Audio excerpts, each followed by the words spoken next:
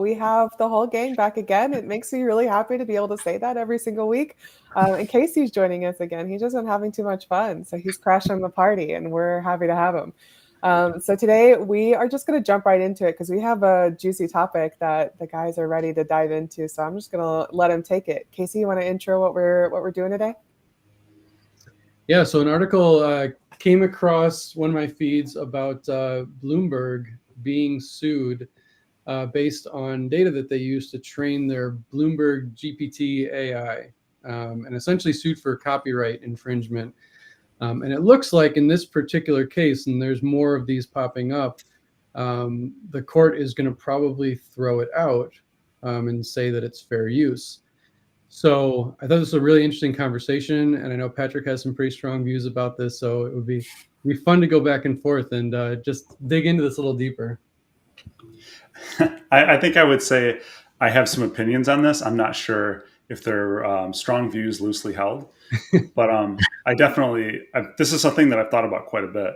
So, the fundamental concept here is like, where is copyright law going?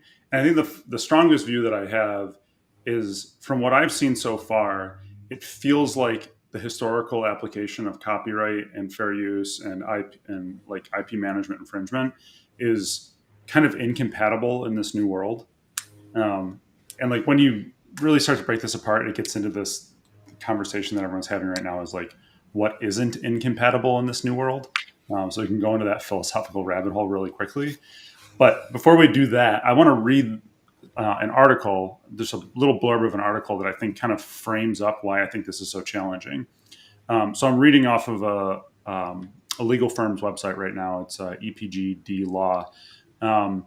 And this is talking about how to avoid copyright infringement with artworks. And so this is an actual quote that I'm reading here. There's actually no percentage by which you must change an image to avoid copyright infringement. While some say that you have to change 10 to 30% of a copyrighted work to avoid infringement, that has been proven to be a myth. The standard is whether or not the artworks are substantially different or a substantial part has been changed, which is, of course, subjective. And when you start to apply that as your basis, like, how do you even bring that into an AI world?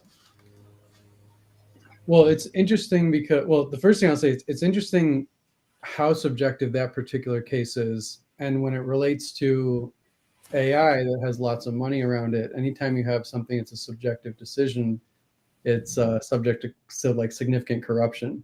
So that's the first thing I would point out, is like, that's just interesting.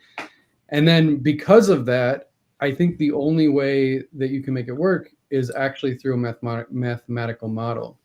And because these LLMs are mathematical models, you could very accurately say how different is something that came out of the output. Like, you could really, there could be an equation for that.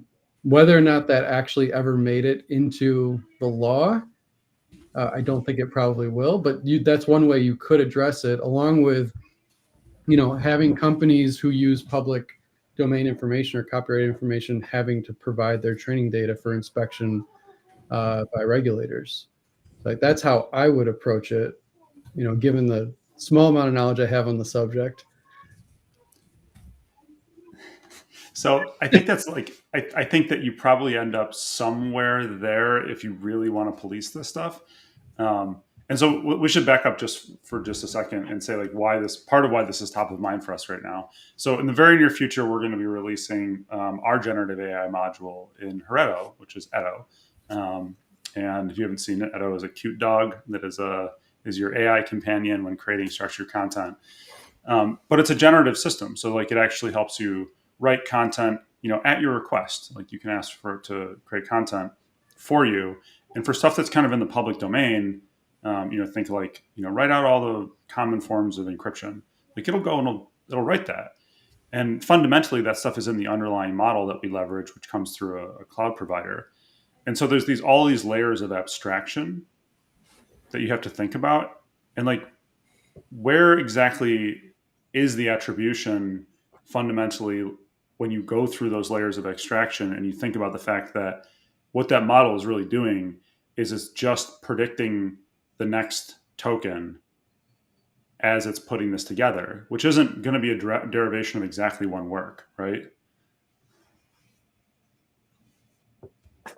Yeah, it's something that we've definitely been thinking about a lot, and had some of those exact questions from customers. And I think for the most part, at least with our customers in the domain that we're in, there's probably very little actual legal exposure to something like that. But obviously, if you're a Bloomberg or something like that, you have potentially quite a bit of legal exposure. So, Jared, as a philosopher, how do you think about the idea that a mathematical model you know what I'm trying to say? Go on. A model Go on. could compile multiple copyrighted works together and somehow infringe multiple parties at the same time? I mean, I'd be failed if I did that. Like that's how it works. Like I would fail a paper or a course or whatever if I turned in something that I had used multiple different sources and bundled it all together and just turned it in with my name on it.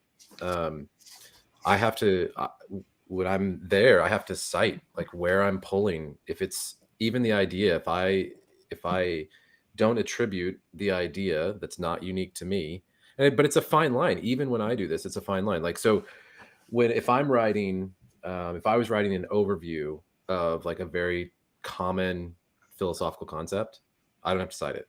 Like I can be like, if you're a philosopher, you should know this, and I don't need to cite every sentence I say in here, even though it's something we've all learned. But how do you know? That's the thing. It's like a case by case basis. So if I'm working on something technical to an expert audience, and I cite something in a particular field that everybody that I'm writing to should know, I often don't need to cite it. It's one of those things like, honestly, kind of the metric has been like, if I have a question about whether I should cite it, cite it. If it's something that we all take to be common knowledge, don't worry about it. It's kind of like, you know, when you see it, right? Yeah. I mean, it is. If it's something like there's an aspect of human, it's human intuition. A lot but like, of it how is. do you know it when you see it, when you can't see through the thing that's creating it back to the work? That's the thing that's fascinating about this, that gets back to traceability of information with these models, which is like a potentially very simple solution to this problem is that the models have to reference everything that they use, even if they reference just one simple concept that happens to be, not like general knowledge. There's like a little link at the bottom of the response or whatnot, and it's got all the things that came into making that response. But that's actually a really difficult problem just in general right now with LLMs, is that they're kind of black boxes and people don't exactly know what the path is for a specific response. They can't go back and get that traceability. Maybe that gets solved in the future, but it's really interesting that like that could be a really simple solution, but we can't seem to figure it out. Yeah, and I mean, some of that's going to depend on like the tokenization process in the response build too. Like, so if you see name like 20 tokens in a row that matches some particular piece of data it's been fed, is that what it cites on when it hits like a certain number? Like we'd have to like set up rules for this. So, the human side, it's like I can go on my intuition on whether I need to be citing something or not. And then if somebody calls me out, I'll be like, oh yeah, okay, I should have cited that. And I can go back and then add that citation in. But for a machine, you've got to make rules and you've got to set parameters. And then what do we do about the bounds of that? So 21 tokens, maybe that's where we go. Yeah, you need to cite there. 20 or less, no. Like that's weird. Like, so we'd have to define what those, what's the line? What's the line of arbitration there? And so there's actually an issue with that. If I go on and I read the next paragraph in this article that I have here, it says the court will look at circumstances and what exactly has been copied. While copying a small part of an image may seem insignificant, it might be deemed substantial if it defines the essence of the piece. And so like this is the problem, is that like we've been able to handle these things because of the scale in the past, just on a case-by-case basis, because there was kind of like a, it if you see it, right? Maybe you only took like, Warhol's famous Campbell's soup thing. Maybe you just took a small strip, but like, I bet you anybody 100 pixel high. I guess that doesn't actually work when you're dealing with something that's not in pixels. You know what I'm talking about, though, like a few inches of this and across. I bet you could probably be like, oh, that's a small piece of Warhol's famous painting, and that could be copyright infringement. But like, you use that same parameter, that same sizing parameter in another circumstance, it just doesn't work. Yeah, I mean, how are you going to tell whether it's a Jackson Pollock or whether my 3-year-old spilled paint? Like, I don't know. Oh, shots. Wow. Sorry. Was Yeah, that shot across the bow there, huh? That was fun. Well, so like that happened with Girl Talk in the 2000s. They were a cut artist who would just take little snippets of songs and create a whole new song from it, and it was a huge deal in the copyright world because some artists, you couldn't even tell that it came from the song, the snippet that they took and made it into a new thing. But other ones, they were using the chorus, and it was very easy to distinguish which song that came from, and those artists were very upset. And so I think it's like very indicative of the lines that we're getting into here. And this kind of gets back to the core of the problem, is that you can't draw a line back because it goes through this black box. So you end up in this circumstance where we have to start asking ourselves as a society, are we just going to wall off entire sections of like knowledge and thought and things like that from these models and say they can't touch these because these things are, fall under a certain form of IP, and only things that fall in these other forms of IP are going to be part of the model, which, there's benefits to that in some cases, but that also is going to make these models less powerful. So societies that choose to go that direction are going to get less powerful models, though they might be fairer. And, which of those two things is better, and how do you balance them? Yeah. Ren, that example that you just brought up is really interesting. Because there's a flip side to this, which is that if there is too much regulation or it is ruled that it's copyright infringement, you have the flip side. Someone with enough computing power could generate all the different combinations of types of content or music or songs or rhythms, and they could own all that copyrighted content. And now anybody that tries to use that is now subject to the same copyright laws, which is diabolical. I'll be right back. Diabolical. I've got a new business idea. I'll be back in a bit. Well, I was just thinking, I'm sure, and I don't know if people are already doing this, so excuse my ignorance, but I'm sure that there will become a point where people are able to opt out of including their, data on the internet in AI models, right? Like where whole libraries could say, hey, we don't want any of this to be indexed. And so then there's like a whole wealth of knowledge that's just missing, but because they don't want to be copyrighted. Yeah, it's like a robots.txt for AI. It's like AI.txt saying like, you can't index this. And I mean, that feels dangerous to me then, because, if you've got all the stuff that's created for the value of the stuff that's created being walled off, and the stuff that's being put into these models is the people that are, let's be honest, it's largely the people who are trying to persuade, because people who are trying to broadcast their stuff, that doesn't seem like that generates the best models and the best AI for, the public good.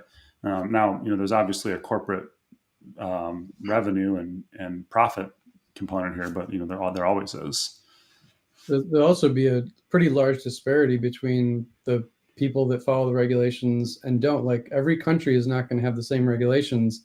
Right. And so a very deregulated country, they're going to make huge leaps and bounds, and their models are going to be so much more intelligent than the countries that overregulate and they have a bunch of information missing, which is also fascinating. So then what happens if you import a Chinese model that used US copyrighted information? Are you liable? I don't know. Obviously that's the example that comes up a lot because there's been so many issues with IP, especially companies that, manufacture in China and then their IP just shows up in some other product. I feel like what I've heard is there's not really much you can do about that, and because you have no jurisdiction there. And it might be the exact same thing with AI models. I've got a friend who developed an egg washer had it manufactured in China, and 5 minutes later, there were 30 other types available on Amazon. An egg washer? Like literally like an egg washer. Yeah. I didn't know people needed an egg washer, but Only in the South. Isn't that just called like running water? Water. Your hands. Yeah. It's a great idea. Okay. Little egg washer. But the point is, he has the idea is the same. He developed this thing, and he decided to have it produced over there. And so it's at that point, once he's having it produced, that somebody looks at it and goes, "We can manufacture that. Take the logo off." Yeah. And they stole his idea. He's not protected under U.S. law at all. Yeah. Yeah. No, like, I mean, so that's how that stuff works. Like, I don't see why it's going to be any different with AI technology. and that's a pretty clear result that I think we'll see, is that people are going to get super, super guarded with the information that they actually can be guarded with. And I think that's a for sure type of thing. Well, we are getting to the top of our promised 15 minutes. There's not many takeaways this week, other than this is probably just a bigger and thornier issue than a lot of people expect when they start getting into this stuff. And it's interesting because it makes me wonder how much work there's going to be around using these systems while they're saving us all the time and the work we used to do. And I wonder how many people are really thinking about that aspect of implementing them, and all of the fights and challenges and discrepancies and decisions that are coming from a very humanist perspective. They're freeing up all the time that we need to regulate them. Yeah. By taking all those tasks. I think the takeaway is the same as it was last week. Don't panic, no matter what Casey says in here.